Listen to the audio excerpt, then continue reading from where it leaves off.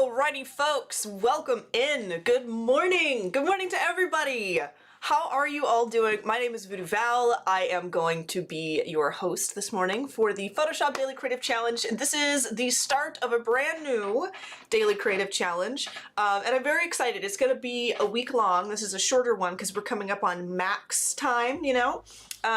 But I am pretty pumped about it. I see so many familiar faces in the chat. I see Andreas, it's good to see you. It's been a while. Paula, welcome back. Mercurial, it's good to see you as always. Ted, good to see ya. I see Steve Festus Casaboom, the man with the name.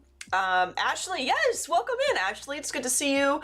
Anki saying this is the first time they are here on the live channel, so welcome in, Anki. It's good to have you with us today. Catherine, welcome in. Gareth, my friend. Chris, Malabika, good to see you. And Carol, Sarah, oh my gosh, there are so many folks in the chat. Becca Smith, Tim Lewis, Nourish, it's good to see you. Stony, my friend. Dina, Doug, Jennifer, Ryan, Robert, Viola, Alyssa, Murray. Oh my goodness, so many friends. Alejandro, Odari, Clarissa. There are tons of you in here, and I don't know. I hope I got everybody. I see Mohana and I see D. Ross in here as well. Hopefully I was able to greet everyone. Patrick, welcome in. But yeah, so we're going to dive into challenge number 1 of the Daily Creative Challenge for today, and I'm pumped to show you it. So basically all of these challenges are going to be kind of building off of each other, because the last challenge that we work on is going to be combining all of the things we make for the challenges. But if you are not able to do every one of these challenges, because life happens and not everyone's able to participate all the way through, challenge number 5 coming on Friday, you will actually have all of the assets that I created for all of the challenges available to you in the starter file, so you can jump in and follow along and create a big project if you would like. So no worries there. But let's jump into how you folks can get involved real quick before we dive into what we've got planned. So this is the challenge page. If you head over to behance.net/challenge/Photoshop, you will see this page. It will kind of give you a rundown on how the challenge works, and you will see all of our challenges unlocked as we go through our challenges every day. Our first one is already unlocked. We're using the mixer brush today. It says learn how to use the mixer brush to create unique and spooky design elements, because this is our spooky season. So obviously we have to do something a little spoopy, you know. Follow that link that Sam Peterson is putting into the Behance chat so that you can register. If you're over on the YouTube channel, come over to behance.net/live. I'm pretty sure Sam has posted that in the chat for you over there. So you can come over, say hi to me, say hi to the folks in chat, and get all of the helpful links that you need for this challenge.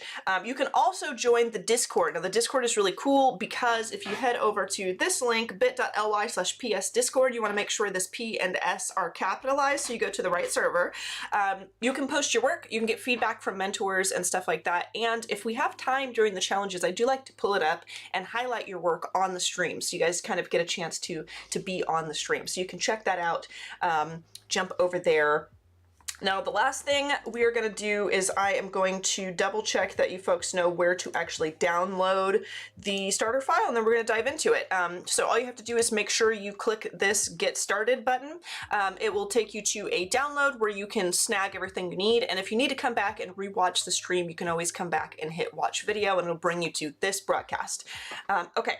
So let's dive into it. So what we're going to be doing is using the mixer brush, as I said. So this is our starter file. Our starter files are extra spooky this time, by the way, folks. So I hope that you enjoy them. I tried to design them extra fancy to make them look cool. So challenge 1, experiment with the mixer brush features and color to create interesting decorative designs. Load your mixer brush with a combination of colors, turn on smoothing, and create some interesting strokes that can be used in future projects. So we're going to be doing some things similar to this kind of swirl, this kind of thing, this design that I have right here, and I'm going to show you how to do this because it's really a lot of fun. So in our elements over here, so I have a little folder that just has all the text, so that's separate, so that you can hide that if you want to hide that. So you can do that. You can also come into the elements and you can hide that little stroke that I have, and you can leave this gradient sample if you like. That is kind of a starting place for you, because in order to use the mixer brush and kind of get this 3D tube look, you have to have a bunch of different colors to sample from, and this is how you do it. First of all, if you'd like to activate the mixer brush, it's going to be actually located behind your regular brush. So usually you can press B on the keyboard unless you've changed the shortcut, or you can come over to your panel here, your toolbar, and you can select the brush with a right click, and it'll show you all the different things that are under there. So there's actually a brush tool, there's a pencil tool, there's a color replacement tool, and there is a mixer brush. Okay, now the mixer brush has a lot of different settings and things that you will need to not fully perfectly understand, because that's a lot to cram into 30 minutes, but I'm going to show you the way that you need to have your settings in order to achieve the look that I'm going for today. The first thing I'm going to do actually is clean this brush. So that I don't have anything loaded into it, because I want this to be kind of a new first for us together here. So one thing that you can do with this if you want is you can say sample all layers if you want, because we load the mixer brush. We don't select just a color and then use it like the regular brush. We actually load a sample of gradient colors to it. And I can make a new layer, and if I have sample all layers selected there, I can be drawing with this brush on this layer, but if I want to sample a different color, I can still do that even though I'm not on that layer. So that makes things a little more manageable, and I'll show you why that is. But the first thing we want to do is I want to make sure that this is set to custom. You can actually experiment with the wet and the load and the mix and the flow if you want. Those are very similar to the regular brush settings, except the wet and load and mix are going to be like how much your colors are actually mixed together, things like that. And those are things that can they can vary depending on what you would like to do with your mixer brush. And all of us are going to be going for different things, but I say jump into those settings and experiment with that. I do have smoothing turned to 33%. There's a lot of stuff happening up in this toolbar, so if you don't know what exactly something is, you can hover over it and it'll say set smoothing for stroke, use higher values to etc., etc. So you can actually figure out what all of these things do if you just hover over them. Now, here I have it load solid colors only selected off. And what you can do, let me see if I can hover over this because this is important. So I also don't want to have clean the brush after each stroke toggled on. That is not my personal preference. And I also don't want to load the brush after each stroke. So now we have to load this because I've cleaned the brush. Okay, I've cleaned it. So there's nothing selected on this mixer brush right now. And the way that you select this is I'm using the brackets on my keyboard to resize my brush. And I've got it centered in the middle here of this cool gradient that I have. Now what I'm gonna do is I'm going to hold Alt, and you'll see that my brush changes, and I'm gonna tap, okay? Actually, I'm gonna turn, let me see. What just happened was I turned sample all layers on, and what that did was it did sample this, but since I have sample all layers toggled on, it also sampled the background, and I don't really want that. So I'm gonna toggle that off, and I'm gonna go ahead and make another sample. But I need to be on that layer since I turned sample all layers off. Boom. Okay, so now you can see up here in the top of my Photoshop, you can see that this little gradient is sampled as my brush now. And so I can come over here, I'm gonna hide this. I can come over here and make a new layer, and I can draw with that. And it makes me like this really awesome kind of 3D tube looking stuff. And this is cool because you can use this to create things that you can put behind text, things that look really, really cool. You can come in with a smaller one and do something, you know, something like that. Let's see if we can do one that is... So if we did something like this, and we can kind of transform that and maybe have that tipping off the edge here, then we could, you know, grab some text. Let's turn this to a regular brush tool. If you can imagine, you know, let's get like a sharper brush here, just to kind of give you guys some ideas for how you could use this. You could kind of come in here with some text if you can imagine that this is a font that says something and you have something, you know, this movement behind it could be interesting. But another thing that I encourage you to do is to make more than one of these and make more than one of these with different colors. So I'm going to briefly touch on gradients and things this morning. Tomorrow we're gonna dive like kind of super deep into gradient maps because it's a huge chunk of our challenge tomorrow. But I would love to give you folks a starting point and some understanding of gradient maps and gradients if you are not already familiar with them, just so that you can create multiple design elements with the mixer brush today and have kind of a variation of things. So I'm going to hide this because I like this. I think it's interesting. It's got some cool movement to it. So here's one of the things that you can do. So I'm going to transform this little sample that I've given you. And this will make it easy for you if you don't want to jump in and meddle in all of the gradients today. That's totally fine. You can actually just alter this one if you like, but I'm going to show you how to alter this gradient. I'm going to show you how to create your own gradient, and then you'll have 3 different color combinations depending on how many of these you decide you'd like to do. So there is a new one here, and all I'm gonna do to this actually is I'm gonna right click this and convert it to Smart Object because I'm going to alter the colors of this one, and I wanna work non-destructively. I wanna be able to toggle off all of the changes that I make to this today and be able to have the totally untouched, perfect version of the original that I edited,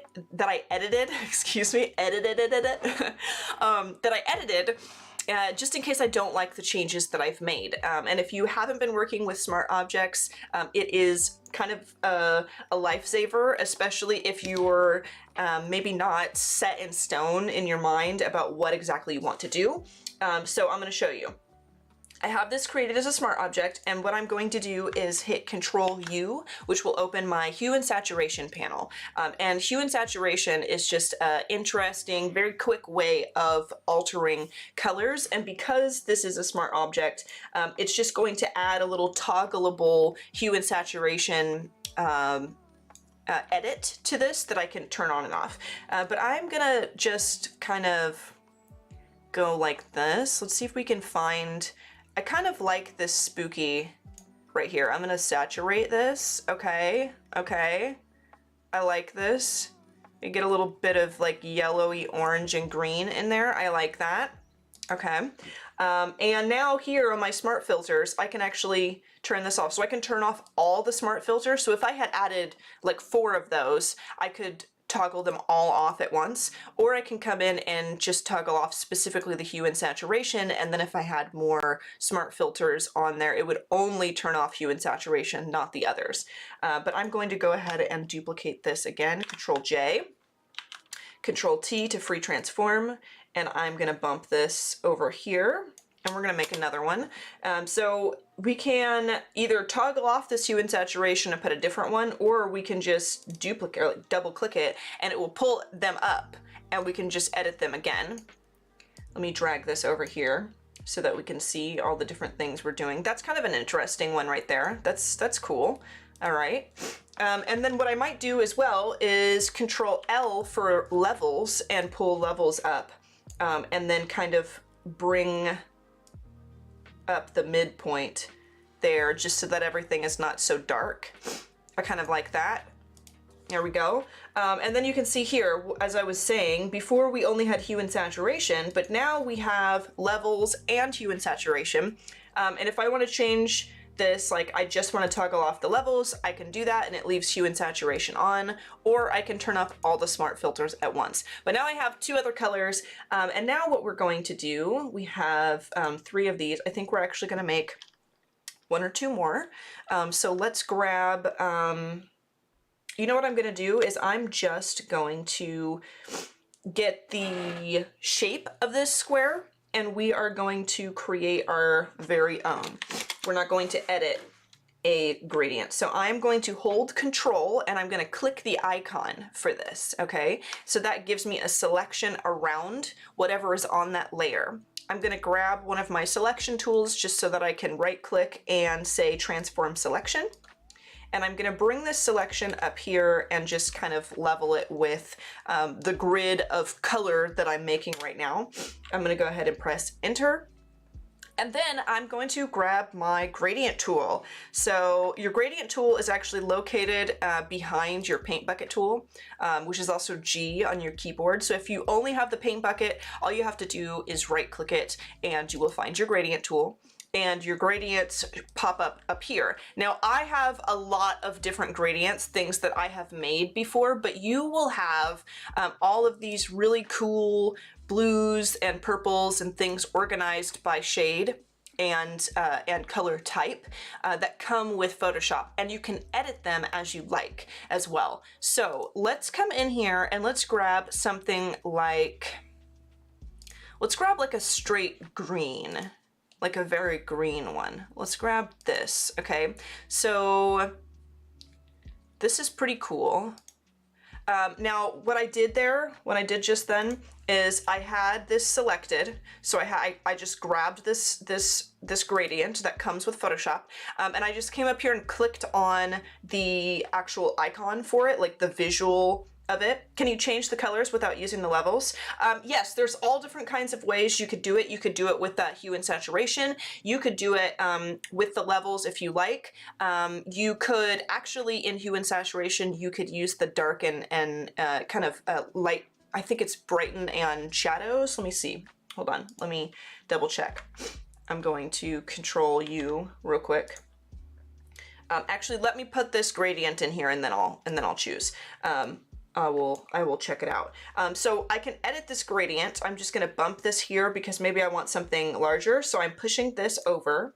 I'm gonna click here to add another point, and I'm gonna grab this color and I'm gonna make this even brighter.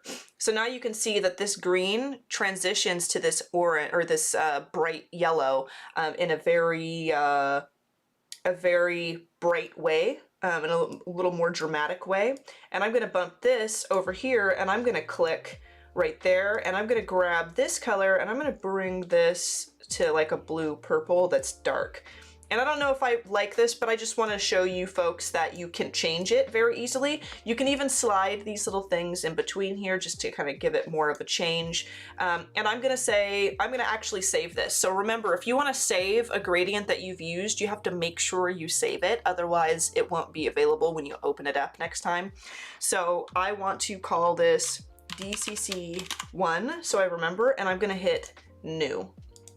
Boom. And then I have them, I clicked it twice, but I have them right here with all of my my gradients that I have made. And I'm gonna say okay, and then I'm gonna drag this.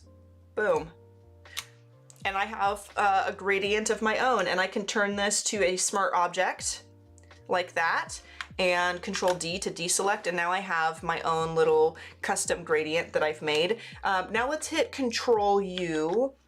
So the lightness here. The lightness, you could change it like this if you wanted to. There's so many different ways to change color in Photoshop. I've only shown you a few, but maybe I can jump into the Discord later and give you some more options. Glenroy, welcome in.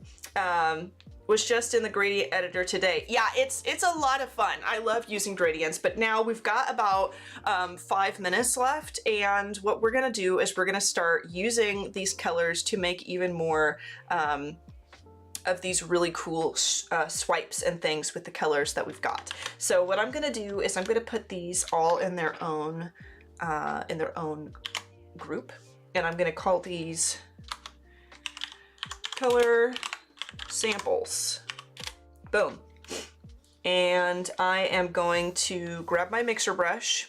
So I'm going to come over here and reselect my mixer brush from behind my regular brush.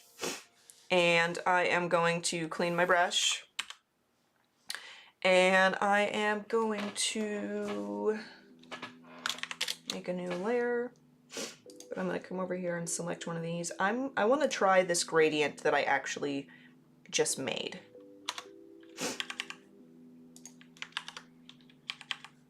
If I can. Oh, you know what? It's a smart object. What I can do, so what I actually could do is I could duplicate this and keep a smart object and then rasterize it so I can sample from it. It's really up to you what you decide you want to do. I'm comfortable just rasterizing mine, but you may want to duplicate it so you continue to have a smart object version of this. It's up to you. Okay. So I'm going to make my brush. The reason why I make my brush this like bigger is because when you sample with the mixer brush, it takes whatever is within the circumference of your brush. So for example, if I just sampled right here with where the brush is small, that would just make my brush yellow. So I want to make it larger so that I can have all of this color, all of this detail from the gradient on the brush. And I'm gonna hold Alt. Can I, oh, you know what? I'm selected on my eraser. Maybe that's why I couldn't. Hold on, let me jump back over here to the mixer brush. Okay. Hold Alt, click, and then you can see that I've loaded my brush with that gradient. And now on my new layer with all of this hidden, we're going to start making some strokes. And you can turn, if you're doing this with a mouse, in fact, I'm always using a stylus, I am, but I'm gonna do it with a mouse right now, just so that you can see that if you turn smoothing on, all of you folks that do not have access to a stylus at home, you can still do this. So I'm gonna turn this down. Let's turn the smoothing up even more. Is that, hold on. I would like to turn the smoothing up. Maybe I need it up even more. Yeah, we get a little more smooth. So you can still do some interesting stuff. I feel like I'm unused to doing this total. Oh, that one looks good. Okay, so I did that with a mouse, all right? And it might take you a few tries, you know, kind of crank that smoothing up just so that you can get some cool stuff, but I think that one looks pretty neat. I'm gonna save that one. I think that's cool. And then I'm gonna go back to the stylus because that's what I'm most comfortable with. But I'm gonna make this even smaller and I'm gonna do some, let's see. I wonder if we could do some loops. Ooh, that looks cool. Let's do one that's more than one loop. That one's kind of neat.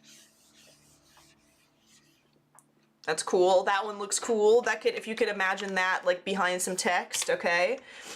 This one, the bigger one, is something that I would do if I had like a block of text that was like, you know, kind of cool going in there and that could take up the whole background. So I'm going to use that one as well.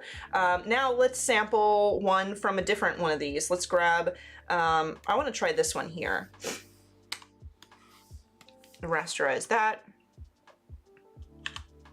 And we are going to sample from here. I'm not sure what to make of this one. I don't know how this one's gonna be, but we're gonna try it, okay? We're gonna try it. Let's hide it. Let's make a new layer. Let's see what this looks like. Okay, I like it. I really like it. I think it's great. That one is like extra Halloween to me. It's not really like orange, but it's got like that sour color. And you notice this is a one last tip that I will leave you with because I do have to take off because we're coming to a close here. But one of the things I want to point out to you is that when you make these samples of colors, it's always really cool to have a dark color plus that fades down into a neon color, because when you actually use the mixer brush, what it actually simulates, if I can make my brush bigger and do like a chunky one, it kind of makes it look like light hitting the bottom, right? Let's make this just a little bit smaller. Yeah. So that bright color fading down from the dark, it makes it look like light is hitting the underneath, like it's glowing, which is really cool. So I like this one too. This one might actually be my favorite. I think it might be. So I'm gonna go with this one, and now I've got all of these really cool elements that we're gonna use in future challenges. I hope that you folks enjoyed this. I do have to take off. I do not want to get cut off this morning, but it has been a blast. I appreciate you all being here, joining me. Thank you so much, and I will see you tomorrow morning for another challenge that I'm super excited to introduce to you. So adios, folks, and happy designing.